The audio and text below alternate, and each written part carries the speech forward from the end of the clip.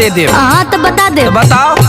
मांगर मांगर के गावे मांगर के कर हरदी लागे मटा मांगर के कर हरदी लागे मटा मांगर के कर हरदी लागे मटा मांगर।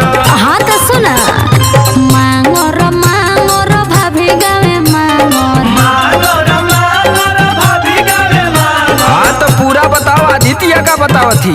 सुना सुनाओ।